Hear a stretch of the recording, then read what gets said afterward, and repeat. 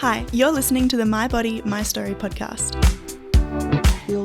Build my self-respect and my self-worth, and I guess at 16 that you don't really know how to do that, but I'd love to go back and be able to guide myself through that a little bit better. This is the 45 over 45 chapter where we celebrate rule breakers and role models, the women who inspire us to live life our way and to show their sensuality, beauty, soul and true essence. Here, we talk about what it's like to be 45 plus, adjusting to the changes that come with time, and we listen to the stories of our participants. If you have an interesting story, we'd love for you to participate. You can email us at info@alexandrawalker.com. That's Alexandra spelt with a K-S. Or visit our website, alexandrawalker.com.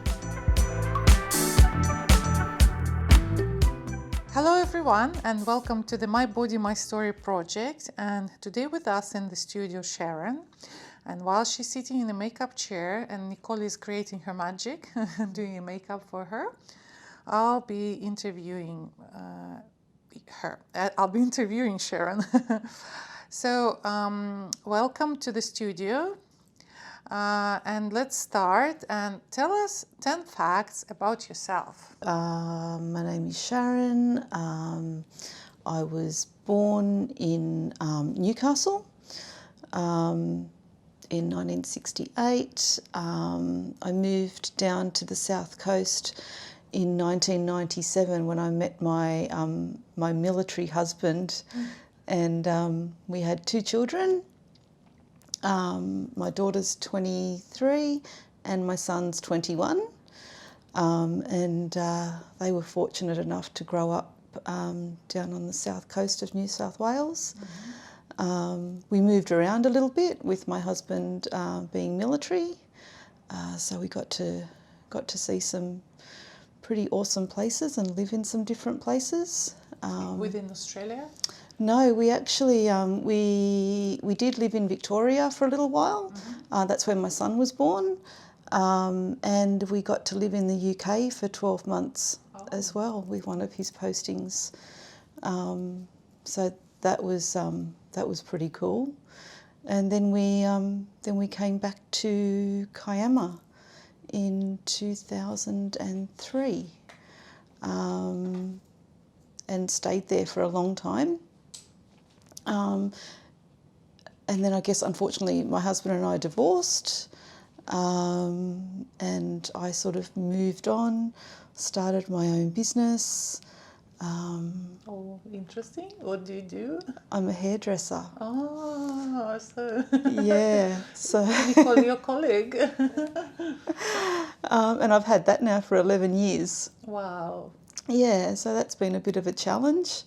But it's also been really good. It's been a massive growing experience and a massive learning experience. Yeah, as a business owner, yeah. Yeah. So you have your salon or you work from home? Or No, I've got a little salon. What is it called, where they can find you if they want? It's actually called Filthy Gorgeous Hair. Oh, what a nice name. Well, it's one of my cousin's favourite song, and I always remember struggling to find a name for the salon. Yeah. And we were driving along one day and I turned around and I said to my kids, I'm going to call it Filthy Gorgeous Hair. And they went, oh, Mum, you can't. Yes, I can. Yeah, I can. Yeah, so that's how it all kind of started. And where is it? It's in Wollongong? it's in Kiama Downs. It's like a little subsection of Kiama. Do you work there on your own, or you have other girls helping you? No, I've got a couple of staff members.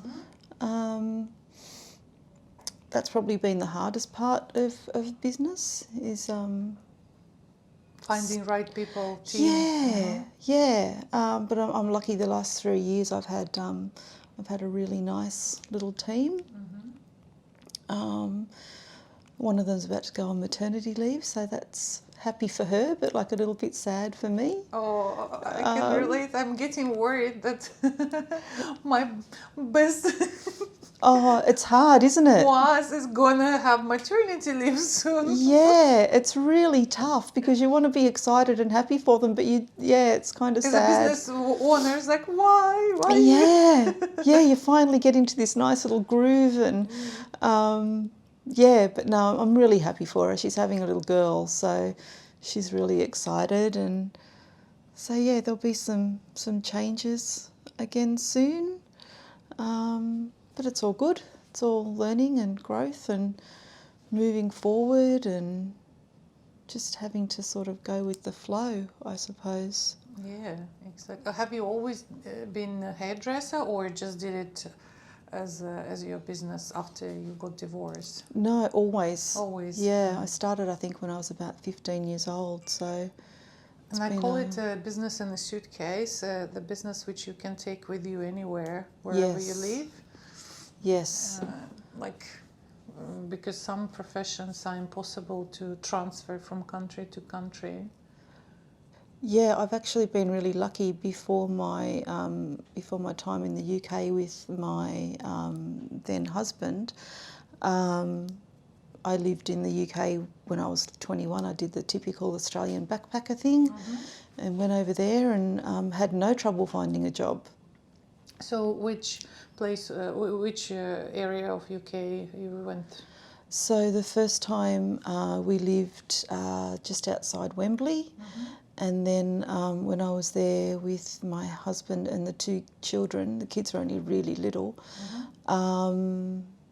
we actually lived on the base at a place called Cranwell, RAF Cranwell, which was near Lincoln.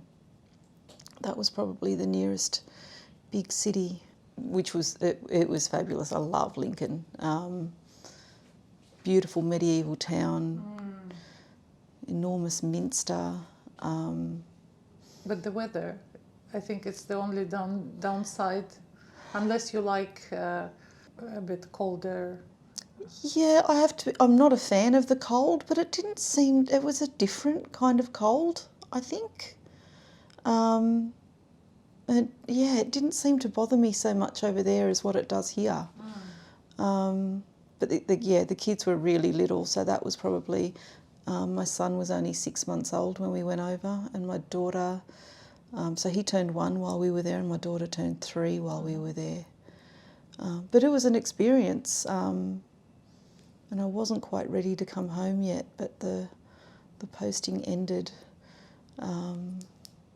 So yeah, we came back in 2003, and yeah, I settled in Kiama with the kids, and they started school and all of that sort of thing. And my husband stayed in the military, and then he did all the posting around. He spent some time in Sydney, some time in Canberra, and at one stage he was also posted over to WA. He was over there for 2.5 years. So again, the kids and I, we would go backwards and forwards, and so yeah, it was kind of cool. It was a fun. It was hard because I basically raised the kids on my own for the vast majority of the time, but there was also like an upside to it as well. We got to see a lot of things and go a lot of places. And what place is your favourite? As far as where we were posted and where he went, or just in general? In general, yeah. In general, probably my favourite place in the whole wide world is Greece. I love Greece. I'm always... Athens? Yes, yeah. You like food, or you're talking about islands, like what was that, Mykonos? What's the Ibiza? Ibiza, is it Greek? No, Greek place? I think Ibiza? that's Spanish? Spain, maybe. I'm so bad with geography. No, I have a Greek friend that I've travelled with, and yeah, he just knows all the great places to go. Best thing. Yeah, that's the best thing to do, is to travel with the local. Yeah. So it was Athens, it was the islands, it was the food, the people, the laid back lifestyle, the beaches, the restaurants, the shopping. The full package. Yeah, it's just, And even my kids came with me twice, and they loved it as well. So, yeah, they've gotten a little bit of a travel bug as well now. So, yeah, but then I have family in Switzerland as well, because my parents were European. So on my dad's side, there's lots of family still in Europe.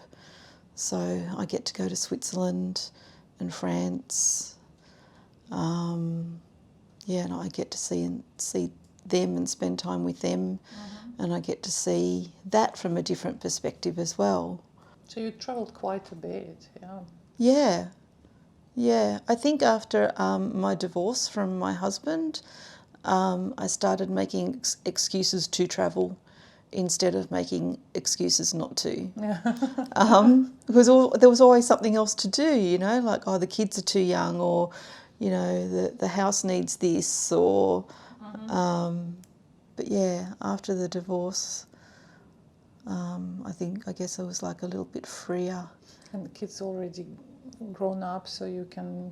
Yeah, they were a bit older, so I think my son was 10 or 11 and my daughter was about 12 or 13 when we split up. And then I started travelling with them. I think Corbin was 12 and Gabby was 14, and then we went again when he was 14 and Gabby was 16. So every 2 years pretty much you were... Yeah, we went somewhere. We've been to Vietnam as well. Oh, wow, it should have been an interesting trip. Yeah, that was good. I heard very good feedback, like from about the country, and like it's an interesting, adventurous place to go. Yeah, it's got a little bit of everything as well, and the people are super friendly. Again, the food's amazing. A lot of history. If that's, you know, we stayed. I think it's called Da Nang, and so that was a US military base for a while. So there's lots of like war history and things like that there, and there's beaches and rivers and yeah, But quite a few things to do. yeah. So it seems like you enjoy your life so far. Yeah, yeah. But if you could go back to any age, and what age it would be, and what advice would you give yourself at this age? I think I would go back to when I was about 16, and I would tell myself to work on myself, do the things that are important to me, build my self-respect and my self-worth. And I guess at 16 that you don't really know how to do that. But I'd love to go back and be able to guide myself through that a little bit better. Yeah, just do the things that are important to you and that make you feel good, and don't worry about everybody else. Suit yourself and do what you need to do for you instead of trying to please everyone. Yeah, as we all try to do when we're young. Yeah, yep. You don't realise that at the end of the day you've only got you to rely on, so you have to do what's right for you. Yeah, exactly. That's the golden words, that you can rely only on yourself, yeah, then rather than hoping that someone else will. Like, there is a very sad saying, we come here alone and we leave this earth alone. Yeah, it's very true. But I think when you're that young, you just don't think about things like that, really. So if your body could talk, what do you think it would ask you or tell you? I think it would probably ask me to accept it the way it is. Maybe stop trying to change it all the time. Yeah, because it's not great, but it's doing okay. It's got me this far. Stop trying to change it. It's really tough to be comfortable in your own skin. Yeah, and what do you think the main reasons of body image issues, like, or insecurities? For me personally, or just in general? Both, generally, and for you. Like, what do you feel affects your perceptions of your body? Like, which factors? I think people only ever want to... I mean, social media is like a massive thing, and TV, and you should be doing this, or you should look like that, or... So I think in general we just see this like perfect world, and it's not really like that at all. It's just what we are just constantly bombarded with. So that makes it really hard to not want to be perfect all the time. I guess on a personal level, because I grew up as like an only child, I had European parents. They were older as well. My mum was 45. My dad was 44 when I was born. I grew up in a completely different culture in amongst Australians. You know, I was the kid with the salami sandwich and, you know, all of that sort of stuff. And back then that wasn't, now it's fantastic, but back then it wasn't really sort of accepted. So I guess for me, I was an easy target when I was at school. Yeah. And I guess too, my parents went through the war as well. So one of the big things for them, one of the biggest gifts that they could give me was food on the table every night. And it kind of, I guess, got to the point where there was a bit too much food on the table every night. So, you know, I was this roly-poly little only child with older parents with the salami sandwiches, and so, you know, I was a pretty easy target. Yeah, so that's like your environment, that your peer group also can affect and add on to the body insecurities. Yeah, I guess that can be where it starts, and then on top of that, then you get bombarded with all these perfect images of what you should look like, what you should have.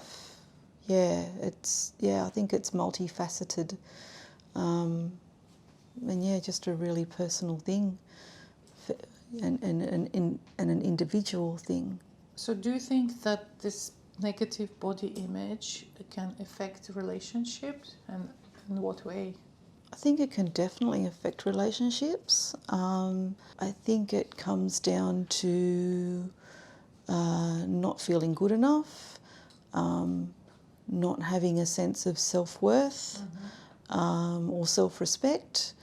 And again, that can just, it has the potential to make you an easy target.